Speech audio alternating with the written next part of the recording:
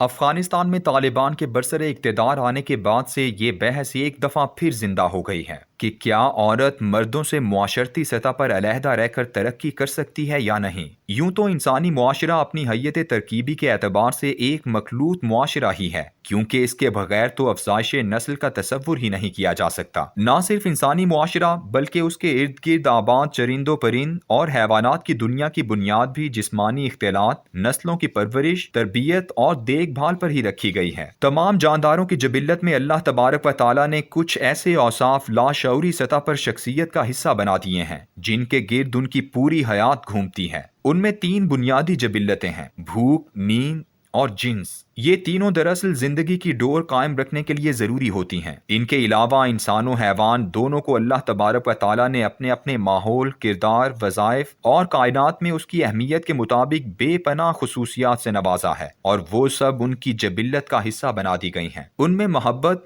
خصوصاً ماں کی اولاد سے محبت، جذبہ قربانی و احسار، غصہ و انتقام، خوف و ڈر، حزن و ملال، اور سب سے اعلیٰ و عرفہ مقام پر فائز شرم و حیا کی جبلت۔ دنیا بھر میں انسان کے مطالعے کے 2 غالب طریقے ہیں: ایک یہ کہ اسے عام جانداروں کی طرح صرف ایک جسمانی وجود سمجھ کر اس پر تحقیق کرنا اور اس کی ضروریات کا جائزہ لینا، اور دوسرا اس کا باحیثیت انسان ایک معاشرتی زندگی کے بنیادی رکن کے طور پر اس کا مطالعہ کرنا۔ 3 بنیادی جبلتوں کے حصول کا طریقہ ہی انسان کو دیگر تمام جانداروں سے ممیز، ممتاز اور منفرد کرتا ہے۔ عام حالات میں ایک جانور کو اگر بھوک لگتی ہے تو اسے اس بات کی بہت کم پرواہ ہوتی ہے کہ کھانا کیسا ہے، اسے کہاں، کس جگہ اور کیسے بیٹھ کر کھایا جائے۔ اسے بھوک لگتی ہے، جیسا بھی کھانا میسر آتا ہے اور جہاں سے بھی میسر آتا ہے وہ اسے کھا لیتا ہے۔ جبکہ پسماندہ ترین انسانی معاشرے میں بھی کھانے کے اپنے آداب اور لوازمات ہوتے ہیں جو ذائقے کی حس سے لے کر دسترخوان کی زیب و زینت تک پھیلے ہوتے ہیں۔ اسی طرح نیند کے عالم میں بھی انسان اپنے ارد گرد بسنے والے جانوروں سے بالکل مختلف ہیں۔ ہر انسان کو ایک آرام دہ جگہ، نرم و نازک بچھونا اور شور سے دور ایک ٹھکانہ چاہیے ہوتا ہے تاکہ وہ پرسکون نیند کر سکے۔ درختوں کی کھوؤں اور پہاڑوں کی غاروں میں مسکن بنانا اسی بنیادی ضرورت کی تکمیل تھی۔ بعض ماہرین اسے صرف درندوں کے چیر پھاڑ سے بچنے کی تدبیر بھی کہتے ہیں، لیکن یہ بہت کمزور دلیل ہے کیونکہ درندوں کی دسترس تو ان ابتدائی پناہ گاہوں تک بہت آسان تھی۔ تیسرا اور بہت اہم جذبہ جنس یا جنسی تسکین کا ہے۔ انسان کے علاوہ دیگر حیوانات، چرند و پرند وغیرہ صرف ایک خاص موسم، وقت یا ضرورت کے تحت یہ بھوک مٹاتے ہیں، اور اس میں بھی بنیادی مقصد صرف افزائش نسل ہی ہوتا ہے، جبکہ حضرت انسان نے تو اس معاملے میں کمال کی ترجیحات و ترغیبات و توجیہات سے ایک جہان آباد کیا ہوا ہے۔ اس بنیادی جبلت کی تکمیل کے راستوں کو سجانے، سنوارنے اور خوبصورت بنانے میں اس نے صدیاں صرف کی ہیں۔ جدید دور کے آتے آتے اس نے اس سارے کھیل کو افزائش نسل کے بنیادی تصور سے ہی بالکل علیحدہ کر کے رکھ دیا ہے۔ اس کا خطرناک نتیجہ جدید ترین معاشرے میں یہ نکلا ہے کہ افزائش نسل، بچوں کی پرورش، ان کی تعلیم و تربیت اور ان سے ایک گونا محبت،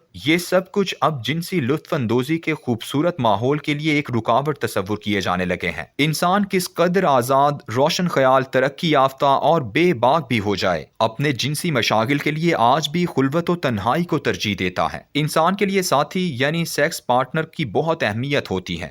وہ ہر جگہ یا ہر کسی سے اپنی خواہشات کی تسکین نہیں کرتا، بلکہ اپنی شدید ترین طلب اور خواہش کو بھی بہتر وقت، بہتر ماحول اور بہتر ساتھی کے آنے تک مؤخر کر دیتا ہے۔ یہی وجہ ہے کہ نفسیاتی، معاشرتی اور تہذیبی علوم کے ماہرین جو انسان کا مطالعہ معاشرتی زندگی کے بنیادی رکن یعنی ایک معاشرتی حیوان کے طور پر کرتے ہیں، وہ انسان کی شخصیت کو 2 انتہاؤں میں تقسیم کرتے ہیں۔ پہلی انتہا یعنی باقاعدہ نارمل اور دوسری بے قاعدہ ایب نارمل۔ آدمی اپنی زندگی میں جتنا زیادہ باقاعدہ ہوتا ہے اور معاشرتی رویوں، اخلاقی اصولوں اور کامیابی کی منزلوں کو طے کرتا چلا جاتا ہے، اتنا ہی نارمل کہلاتا ہے، جبکہ جتنا وہ ان تمام سے دور ہوتا ہے اتنا ہی ایب نارمل کہلاتا ہے۔ اور ایب نارمل ہونے کا آخری مقام انشقاق ذہنی، شیزوفرینیا یعنی پاگل پن ہے۔ نارمل انسان یعنی ذہنی طور پر صحت مند ہونے کی چند اہم خصوصیات میں ایک زرعی اصول یہ ہے: postponement of desire is the manifestation of normality.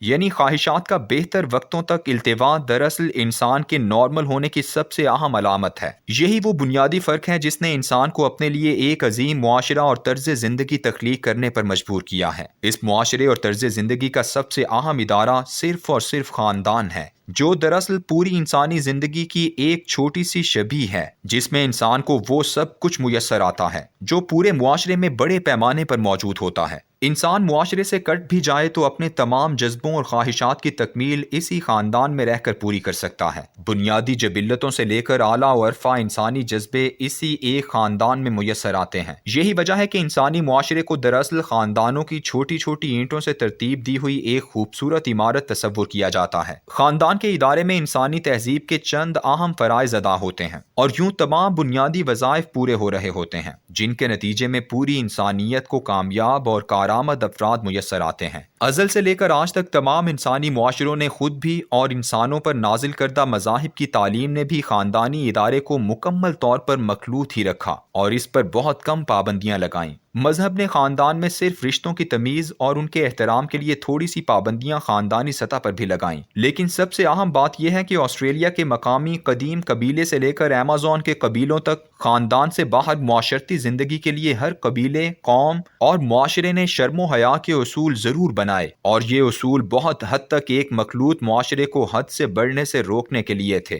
معاشرتی پابندیاں لگا کر عورت اور مرد کی عملداریوں کو بالکل علیحدہ کر دیا گیا، بلکہ حقیقت یہ ہے کہ دنیا کا ہر معاشرہ خواہ وہ سادہ یا دیہاتی ہی کیوں نہ ہو، وہاں پر بھی عورت کو معاشی مجبوری یا تہذیبی ضرورت کے لیے ہی باہر نکالا گیا۔ صدیوں عورت کا دھیان صرف اولاد کی تربیت اور نشو و نما سے باہر ہی نہیں نکلنے دیا گیا۔ جاری ہے۔